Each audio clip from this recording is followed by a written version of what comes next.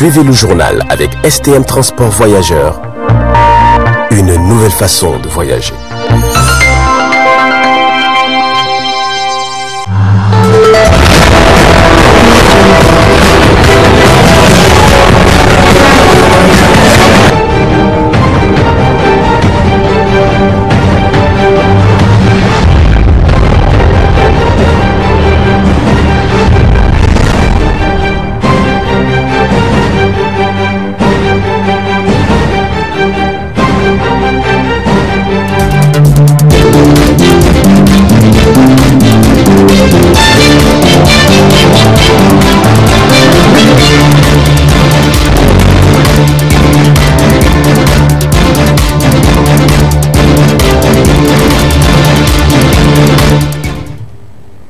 Monsieur Dam, bonsoir et ravi d'être avec vous dans cette édition de 20h15 que nous ouvrons à l'issue des élections. La section collégienne et lycéenne a finalement présenté le nouveau bureau ce matin au lycée Isaka Korombe au micro de Mumbarek. Suivi.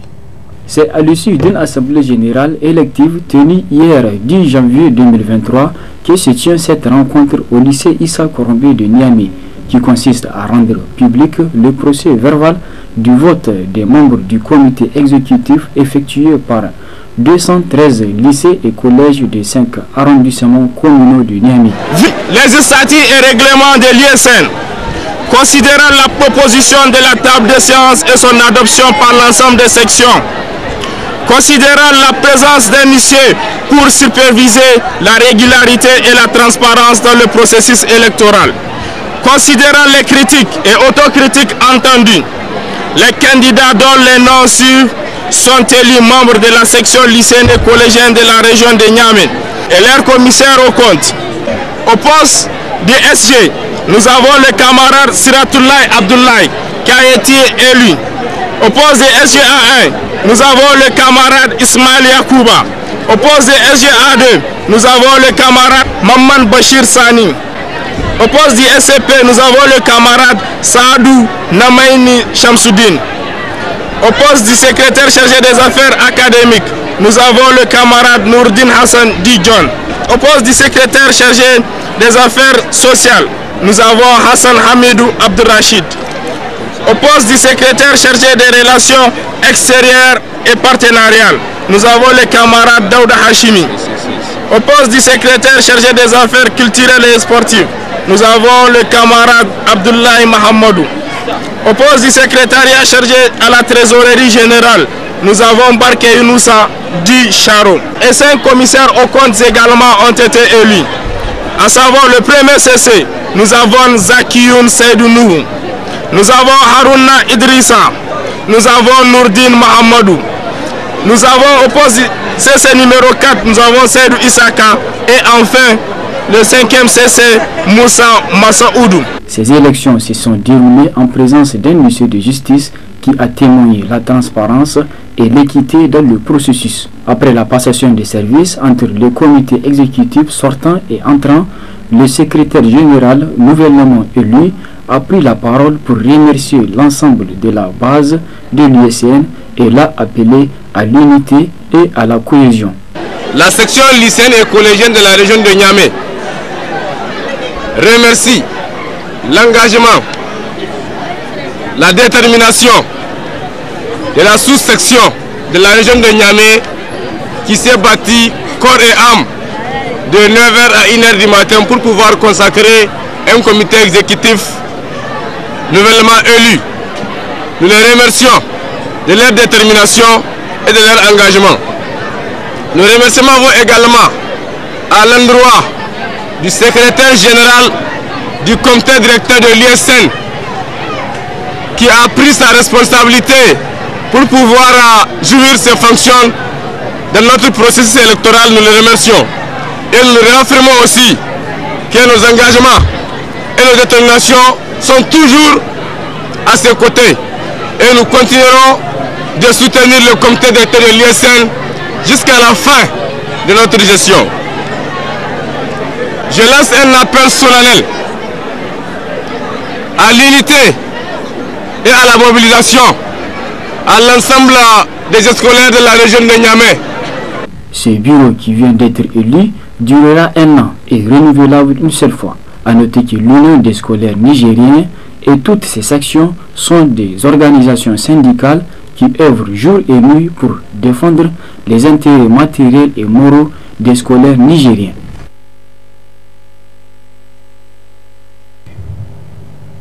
Face à la situation de blocage au niveau des UIT du fait de la circulaire de la conférence des recteurs des universités publiques du Niger supprimant injustement les soutenances au niveau des UIT, le syndicat national des enseignants des instituts et grandes écoles ont rendu une déclaration de presse pour informer l'opinion nationale et internationale de la situation.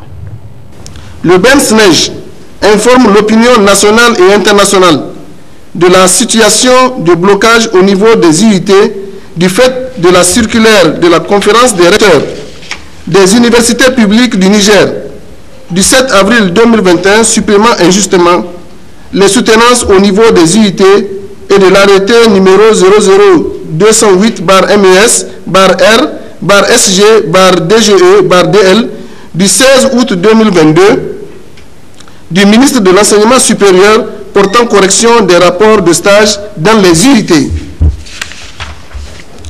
Le BENSNEJ s'indigne de l'insouciance des recteurs des UPN par rapport à cette situation de blocage des encadrements et soutenances au niveau des UIT.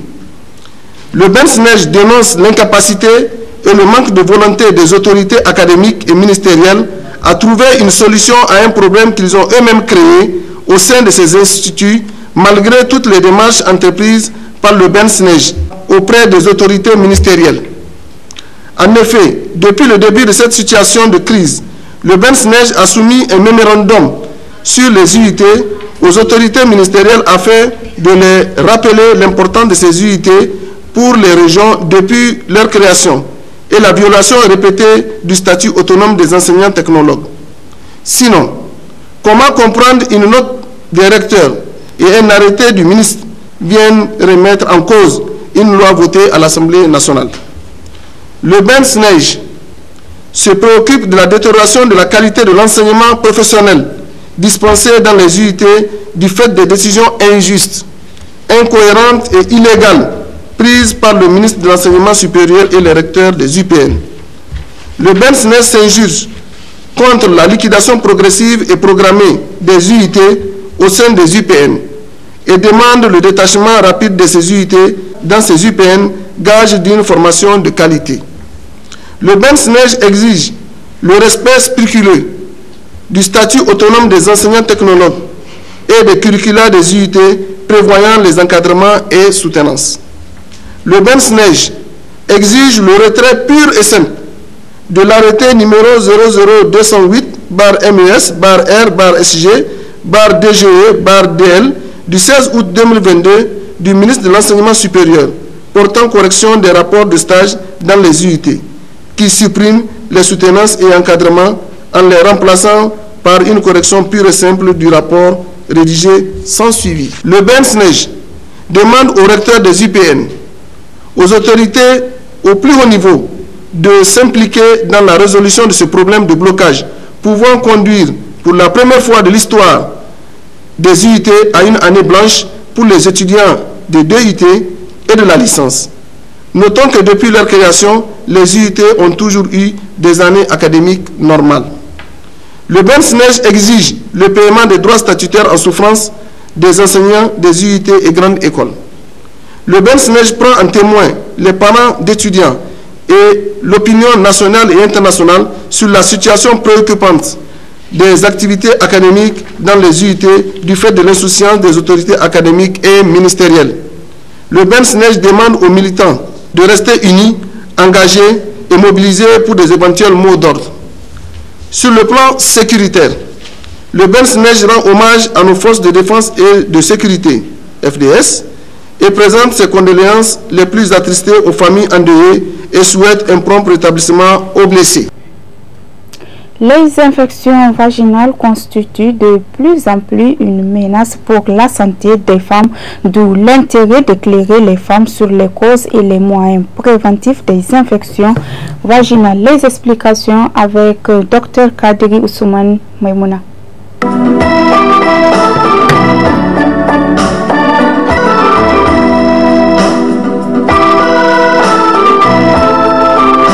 Je m'appelle Kadri Ousmane Maimouna, je suis médecin généraliste.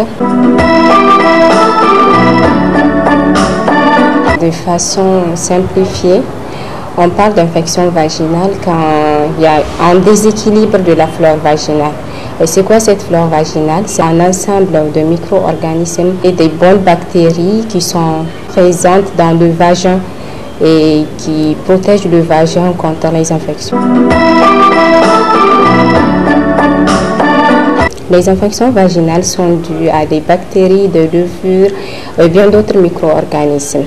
Cependant, ce qu'il faut savoir, c'est que les infections vaginales, il y a des conditions qui augmentent le risque de cette infection. C'est notamment la prise des médicaments, notamment les antibiotiques. Il y a également une variation hormonale, par exemple chez les femmes enceintes. Il y a aussi certaines maladies chroniques comme le diabète, le port des vêtements étroits, les sous-vêtements qui sont fabriqués en matériel synthétique, qui sont donc peu absorbants. Et puis, il y a également le manque d'hygiène, parce que si la sphère vaginale n'est pas maintenue propre, par exemple chez les femmes en cas de menstruation, quand les serviettes, les tampons hygiéniques, quand ça reste longtemps, ça peut augmenter la prolifération des germes pathogènes et donc ça peut accentuer le risque de faire cette infection.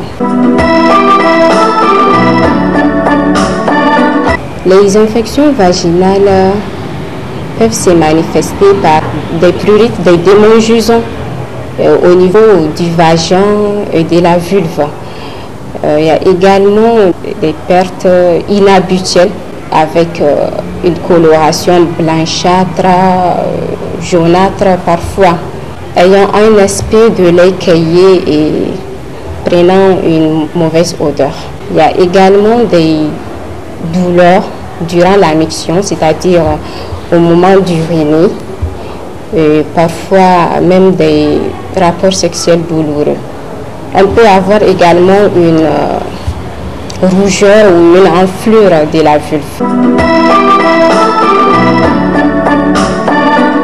La prévention de cette infection vaginale repose sur l'hygiène et surtout l'hygiène de la sphère vaginale, et ça doit être éduqué dès le bas âge. Par exemple, chez les petites filles, on doit les éduquer à, par exemple, après avoir uriné ou déféqué, d'essuyer d'un mouvement de l'avant vers l'arrière pour éviter le passage des bactéries de l'anus vers le vagin. Oui. Il y a également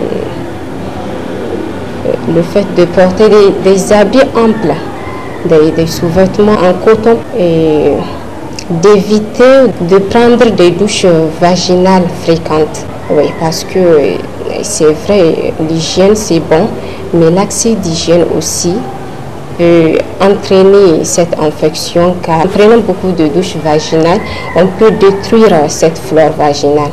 C'est comme on a l'habitude de le dire, même les bonnes choses peuvent produire à l'excès l'effet inverse de celui désiré. Par exemple, en cas de menstruation, on peut changer 3 à 4 fois par jour les tampons hygiéniques. Changer régulièrement les sous-vêtements et si possible d'avoir des sous-vêtements qui sont uniquement utilisés en cas de menstruation. Le mieux c'est d'avoir des sous-vêtements en coton qui absorbent l'humidité, parce que même l'humidité favorise la survenue de cette infection.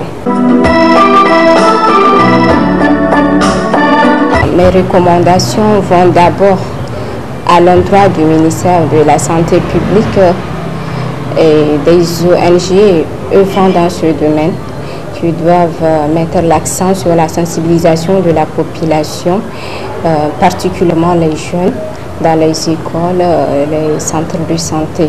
Ensuite, mes recommandations vont à l'endroit des parents qui doivent maintenir une bonne communication avec leurs enfants adolescents, puisque une bonne communication peut être dans ce sens curative. Et ils ne doivent pas avoir de gêne à parler, à discuter avec leurs enfants sur ces sujets et sur les autres sujets qui touchent au domaine de la sexualité. Le Premier ministre chef du gouvernement, M. Oumoudou Mahamadou, était en visite à la cellule d'analyse des politiques publiques et d'évaluation de l'action gouvernementale en abrégé CAPEJ, où il a été accueilli par l'ensemble des personnels. Le compte rendu de la rédaction.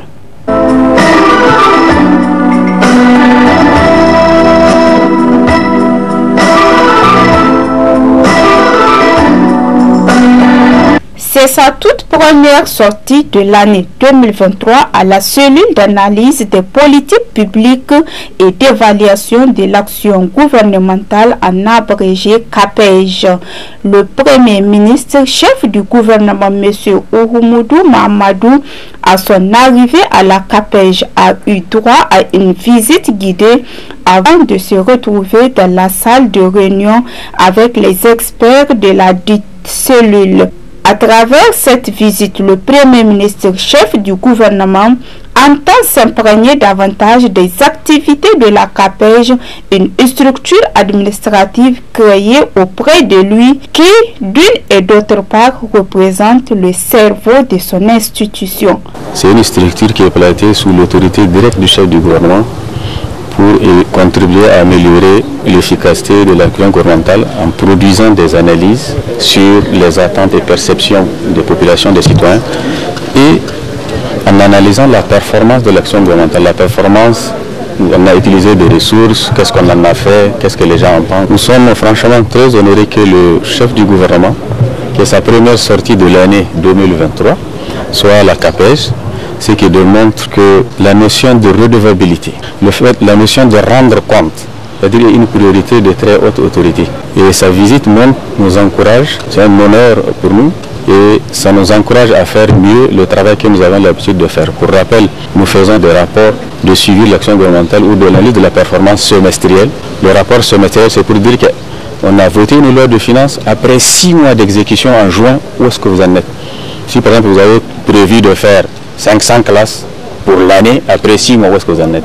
Il y a le rapport annuel maintenant qui fait le point. Après le rapport annuel, on va avoir le bilan des engagements du président, parce que le président lui-même, il s'est engagé à un programme politique, le programme de renaissance, c'est-à-dire on aura un bilan par rapport à ça. Le fait de nous montrer que le travail qui consiste à documenter, à analyser de manière rigoureuse le travail, c'est-à-dire la performance de l'action gouvernementale, ça nous honore, on va continuer davantage. Pour sa part, le Premier ministre chef du gouvernement, M. Oumoudou Mahamadou, face à la presse, a retracé les liens qu'il entretient avec la CAPEJ et la place qu'elle occupe au sein du gouvernement. Le gouvernement a le devoir de redevabilité. Nous utilisons beaucoup de ressources. Il est important que pour notre peuple, pour notre population, que les gens voient ce que nous faisons avec les moyens qui sont mis à notre disposition. Dans ce sens, la CAPEJ nous permet d'agréger, d'analyser les résultats de l'action gouvernementale à travers les rapports d'analyse semestriels et annuels. Pour l'histoire, nous avons une documentation riche. D'année en année, les rapports d'action gouvernementale sont archivés. Et également, à la fin de chaque quinquennat, il y a un rapport de l'action gouvernementale pour le quinquennat et à la fin de la décennie, le rapport de l'action gouvernementale pour la décennie, qui peuvent inspirer les chercheurs, les étudiants qui sont en train de préparer les mémoires et les thèses, toutes choses qui n'existaient pas avant. Donc, par rapport à cela, au niveau du cabinet du Premier ministre, nous avons veillé à ce que la CAPEJ soit doté des moyens de travail adéquats. Tous les experts qui sont là, nous voulons de les doter d'ordinateurs individuels, mais également par la suite d'autres moyens d'action seront déployés en faveur de la CAPEJ. Entre le gouvernement et la cellule d'analyse des politiques publiques et d'évaluation de l'action gouvernementale, il faut conjuguer les efforts pour relever les défis. Et c'est dans cette optique que rentre la dotation de la CAPEJ en matériaux de travail par le cabinet du Premier ministre. Tout est devenu cher, on n'en peut plus, c'est au quotidien ce qu'on entend à longueur de la journée. Que fait l'association de défense des droits des consommateurs face à cette hausse vertigineuse et quelles sont les conséquences de cette inflation sur l'économie du Niger? La réponse dans cette partie magazine réservée à l'édition. Très bonne réception. Notre association est née le 27 décembre 1995. Sa mission, c'est la promotion et la défense des droits des consommateurs. C'est un droit de troisième génération, comme on le dit.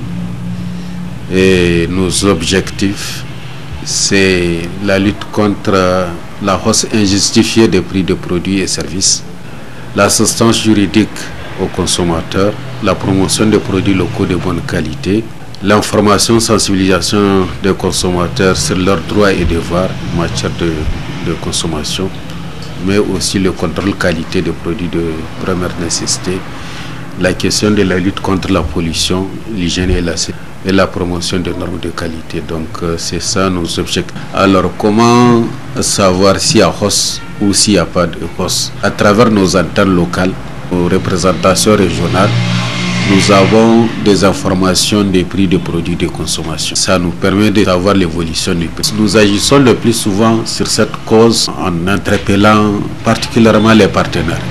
Parmi les partenaires, il y a l'État, bien entendu, mais aussi il y a les commerçants. Si cette hausse est liée au comportement, en tout cas de spéculation, ça nous interpellons particulièrement les commerçants. Si c'est lié, c'est une cause structurelle liée à la disponibilité, à l'offre sur le marché, là nous interpellons l'État qui a le devoir aussi de faire, en tout cas de créer les conditions de l'approvisionnement des marchés. Il faut rappeler que notre pays est importateur presque à 80% de produits de première nécessité. Un pays de l'Interland sans littoral et qui importe pratiquement, que ce soit le riz, le maïs, nous ne produisons pas ça assez. Le maïs, on ne produit pas du tout. On importe du sucre, on ne produit pas du tout. L'huile, nous importons. La farine de blé, nous importons. Nous importons presque tout. Donc, nous dépendons pratiquement de l'extérieur. Une baisse de l'offre sur le marché peut être liée à l'approvisionnement du pays. Et l'une des causes fondamentales, c'est la question de l'insécurité. Ensuite, la hausse du prix des produits de première nécessité sur le marché mondial, en tout cas en ce qui concerne les produits d'importation. Les produits locaux, là aussi c'est lié non seulement au déficit céréalier, mais aussi c'est lié en tout cas à l'achat institutionnel souvent qui déstabilise l'offre sur le marché ou la disponibilité sur le marché. Donc il y en a plusieurs causes, mais nous pensons que c'est les causes essentielles que nous citons. La hausse du prix du gasoil particulièrement, parce qu'il ne s'agit pas de tous les carburants, de tous les types de carburants, le gasoil. Elle est intervenue à un moment où déjà la hausse des prix de produits de première nécessité, elle est là, c'est évident. Et les causes liées en tout cas à cette hausse-là, en ce moment-là, c'était la hausse du prix du gasoil. Mais ça a eu un impact collatéral de façon directe en ce qui concerne les produits d'importation. Ça n'a pas eu d'impact parce que ça a fait l'objet d'un mémorandum, d'un accord que j'ai particulièrement participé à la signature et nous avons suivi de bout en bout. En tout cas, il n'y a pas eu d'augmentation du fret des ports d'approvisionnement à destination Niger. Maintenant, la veille sur le transport du fret de l'entrée du Niger vers destination pays, destination particulièrement les villes de l'intérieur, ça on ne contrôle pas, particulièrement les produits qui quittent Niamey où on charge à partir de Niamey et qui partent à l'intérieur du pays, ça on n'a pas véritablement contrôlé l'un dans l'autre. D'abord, la plus grande conséquence, c'est sur le pouvoir d'achat des consommateurs. Lorsque le produit coûte cher, il y a un problème d'accessibilité en termes de prix. Pour les petits et moyens consommateurs, difficulté de la vie, c'est ça l'impact. En dehors de cette question, c'est aussi la question de la disponibilité des produits. Quand le produit coûte cher, il y a un lien avec l'offre sur le marché. Plus le produit sont rares, plus le prix augmente malheureusement. Et cette augmentation, elle peut être justifiée, tout comme elle peut être spéculative. Et quand elle est spéculative, c'est de la malhonnêteté en termes du commerce. Et c'est cette malhonnêteté, normalement, que ça doit être réprimé. Qui doit réprimer, c'est l'État, bien entendu, à travers ses services. Donc souvent, nous interpellons pour que l'État réprime. Malheureusement, nous sommes dans un système de liberté de prix. Et les gens abusent malheureusement. Donc il n'existe pas un mécanisme véritable de contrôle des prix et en même temps de maîtrise de prix malheureusement ici au Niger. Depuis qu'il y a cette ordonnance de 92 constituant la libéralisation des prix. Donc là, contrairement à d'autres pays, en plus de la libéralisation des prix, mais il y a un service de suivi, de contrôle systématique des prix de produits et qui compare le prix à l'importation et le prix sur les marchés. Donc, on constate, on maîtrise la marge bénéficiaire, on maîtrise le volume, jusqu'ici, ici, chez nous, ce n'est pas encore arrivé, mais on souhaite que ça arrive.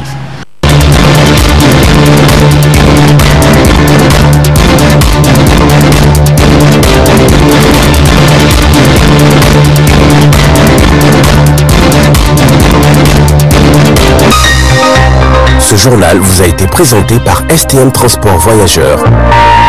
Une nouvelle façon de voyager.